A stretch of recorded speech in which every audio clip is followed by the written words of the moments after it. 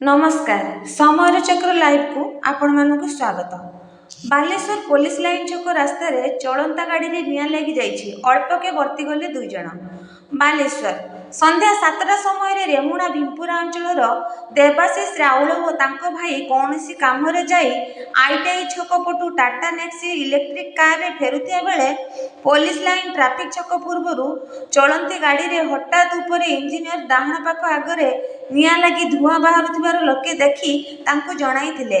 परे सेमाने गाड़ी रु ओल्हेई देखि पाखरे थिबा पानी बोतल माध्यम रे निआं लिभाइबाकू चेष्टा करथिले, किंतु किछि लाभ होई नथिला। छकरे हुतु हुतु होई इलेक्ट्रिक बैटरी गाड़ी जली जाइथिला। जली जिबार देखि लोके पार्टी करी अग्निशम विभाग को खबर करथिले। देखु देखु किछि समय मध्यरे गाड़ीटीर इंजिन आग संपूर्ण जली जाइथिला एवं परे अग्निशम बाहिनी आसी निआं को आयत्त करथिले। टाटा नेक्सन कारटी 1.5 वर्ष पुराना बोली जना पड़िछि। धन्यवाद। तो नहीं कहले आईडी छकरू एटू आसला पर एट लाल बत्ती धुआं वाला बोले जंतु लोक कहले संगे संगे ओल्लै करी देखला को जोलचे एटे पानी पानी आनी छाटला को हेलानी बन गाड़ी के को गाड़ी थिला टाटा नेक्सन ईवी वर्ष 1.5 वर्ष अंडा बोलते